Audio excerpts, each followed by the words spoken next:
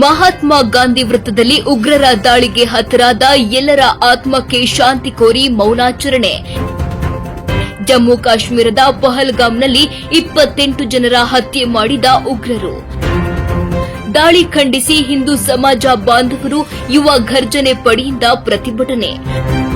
Doctor Ambedkar ವೃತ್ತದಿಂದ ಮೇಣದ ಬತ್ತಿ ಹಿಡಿದು ಮಹಾತ್ಮ ಗಾಂಧಿ ವೃತ್ತದವರೆಗೆ ಮೌನ ಪ್ರತಿಭಟನೆ.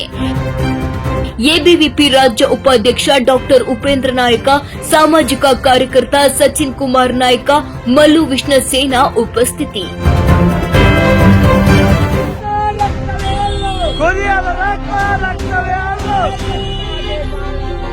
ದೇಶಕ್ಕಾಗಿ ಬಾಳದ ಬದುಕು. ಜೈ ಶ್ರೀರಾಮ್.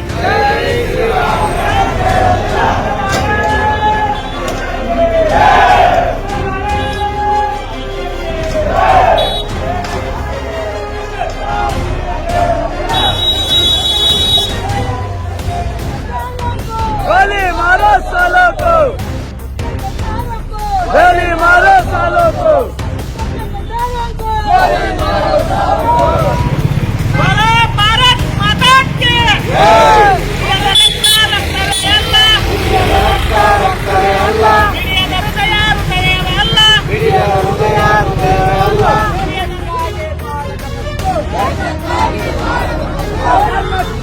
ಬಾಳದ ಬದುಕು.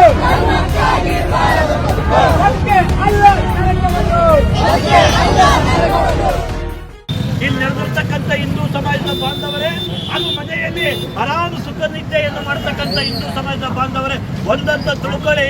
ಇವತ್ತು ಕಾಶ್ಮೀರದಲ್ಲಿ ಆಗಿರಬಹುದು, ನಾಳೆ ಯಾದಗಿರಿಯಲ್ಲಾಗಬಹುದು, ಅಥವಾ ನಾಡಿನ ಸುರ್ಪುರದಲ್ಲಿಯೂ ಕೂಡ ಬರ್ತಕ್ಕಂಥ ಲಕ್ಷಣ ತುಂಬಾನೇ ಇದೆ. ಇದನ್ನ ಅರ್ಥ ಮಾಡ್ಕೊಳ್ಳಿ. ನೀವು ಒಂದೊಂದು ಅರ್ಥ ಮಾಡ್ಕೊಳ್ಳಿ. ಕಾಶ್ಮೀರಕ್ಕೆ ಯಾಕೆ ಹೋಗ್ತಾರ್ರಿ? ಕಾಶ್ಮೀರ ಭಾರತ ಮಾತೆಯ ಸಿಂಧೂರ, ಭಾರತ ದೇಶದ ಒಂದು ಮುಕುಟಮಣೆ, ಅದು ಶಿಖರ ಇದ್ದ ಹಾಗೆ. ಆದ್ರೆ ಅಂತ ಒಂದು ಕಾಶ್ಮೀರ, ಸ್ವರ್ಗವಾಗಿರ್ತಕ್ಕಂಥ ಕಾಶ್ಮೀರ, ಒಂದೇ ಒಂದು ದಿನದಲ್ಲಿ ನರಕವನ್ನು ಮಾಡಿರ್ತಕ್ಕಂಥವ್ರಿಗೆ ತಕ್ಕ ಪಾಠವನ್ನು ಕಲಿಸ್ತಕ್ಕಂಥ ಜವಾಬ್ದಾರಿ ಕೇಂದ್ರ ಸರ್ಕಾರದ್ದು ಇದೆ ಮತ್ತು ರಾಜ್ಯ ಸರ್ಕಾರದ್ದು ಇದೆ. ಅಂತಿಂತ ತಕ್ಕ ಉತ್ತರ ಅಲ್ಲ. ಕೇವಲ ಸರ್ಜಿಕಲ್ ಸ್ಟ್ರೈಕ್ ಮಾಡೋದ್ರ ಮೂಲಕ ಅವರನ್ನ ಕೊಂದ್ವಿ ಅಂತಕ್ಕಂಥ ಒಂದು ಖುಷಿಯನ್ನ, ಸಂತೋಷವನ್ನ ವ್ಯಕ್ತಪಡಿಸ್ತಕ್ಕಂಥದ್ದಲ್ಲ. ಇಡೀ ಪಾಕಿಸ್ತಾನ ಸರ್ವನಾಶ ಆಗಬೇಕು. ನಾವೊಂದು ಮಾತನ್ನು ಹೇಳ್ತಾ ಇದ್ದೀನಿ.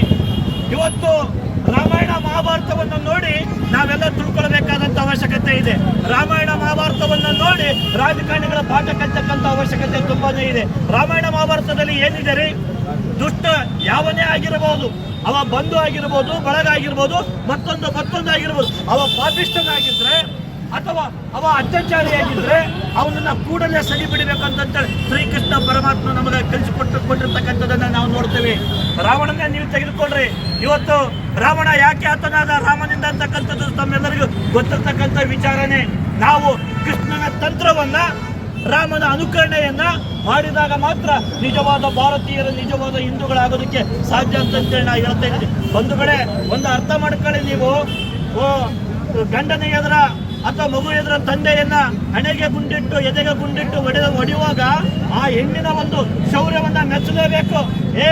ನಾಯಿ ಬರೇ ನನ್ನ ಗಂಡಗೆ ಯಾಕೆ ಹೊಡಿತೀನಿ ಹೇಳಿರ್ತಾರ, ನಮ್ಮನ್ನು ಹೊಡೆದ ಸಾಯಿಸ್ಬಿಡು ಅಂತಂದಾಗ ಅವ ಹೇಳಿರ್ತಕ್ಕಂಥ ಮರು ಉತ್ತರ ಏನಿದೆ ಅಂತಕ್ಕಂಥದ್ದು ಗೊತ್ತಿರ್ತಕ್ಕಂಥ ವಿಚಾರನೆ.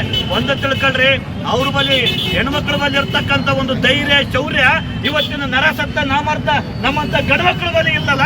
ಇದಕ್ಕಿಂತ ನಾಚಿಕೆಗೇಡಿನ ವಿಷಯ ಬೇರೆ ಯಾವುದಿದೆ ಅಂತಕ್ಕಂಥದ್ದನ್ನ ಅರ್ಥ ಮಾಡಿಕೊಳ್ಳಬೇಕಾಗತ್ತ. ಇವತ್ತು ನಾಗರಿಕರ ಅಷ್ಟೇ ಇಲ್ಲ, ಪ್ರತಿಯೊಬ್ಬ ರಾಜಕಾರಣಿ, ಅದು ಬಿಜೆಪಿ ಆಗಿರ್ಬೋದು ಅಥವಾ ಕಾಂಗ್ರೆಸ್ ಆಗಿರ್ಬೋದು, ಮತ್ತೊಂದು ಪಕ್ಷಗಳಾಗಿರ್ಬೋದು, ನಿಮ್ಮ ತೆವಲಿಗೆ, ನಿಮ್ಮ ನ್ಯಾಲಿಗೆಯ ಚಟಕ್ಕೆ ಈ ಹಿಂದೂ ಸಮಾಜದ ನಾಗರಿಕರು ಬಲಿಯಾಗ್ತಾ ಇದ್ದಾರಲ್ಲ, ಇದು ನೀವು ನಾಚಿಕೆ ಪಡ್ತಕ್ಕಂಥ ವಿಚಾರ. ಒಂದು ಅರ್ಥ ಮಾಡ್ಕೊಳ್ಳಿ. ಇವತ್ತು ಕೇವಲ ಬೇರೆ ಯಾರಿಗೂ ಆಗಿದೆ ಅಂತಲ್ಲ, ನಾಳೆ ನಿಮ್ಮ ಬುಡಕ್ ಬರ್ತದ, ನಾಳೆ ನಿಮ್ಮ ಸೀಟಿಗೆ ಬರ್ತದ, ನಾಳೆ ನಿಲ್ತಕ್ಕಂಥ ನೀವು ಚುನಾವಣೆಗೆ ಬರ್ತದ. ಇದು ಬೇಗನೆ ನೀವೆಲ್ಲರೂ ಕೂಡ ಎಲ್ಲ ಪಕ್ಷದವರು ಪಾಠ ಕಲಿಬೇಕು ಅಂತ ಹೇಳಿ ಈ ಪ್ರತಿಭಟನೆ ಮೂಲಕ ಉಗ್ರವಾದ ವಿಷಯವನ್ನು ಖಂಡನೆ ಮಾಡ್ತಾ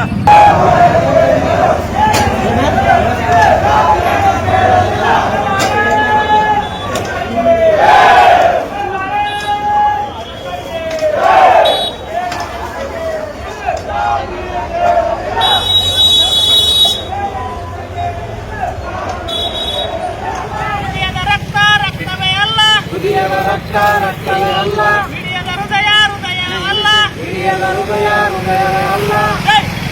ಭಾರತ ಮಾತಾ ಜೈ ಜೈ ಭಾರತ ಮಾತಾ ಜೈ ಜೈ ಜೈ ಜೈ ಭಾರತ ಮಾತಾ ಜೈ ಜೈ ಜೈ ಜೈ ಭಾರತ ಮಾತಾ बोलो भारत माता के जय बोलो भारत माता के जय जय श्री राम जय श्री राम जय श्री राम जय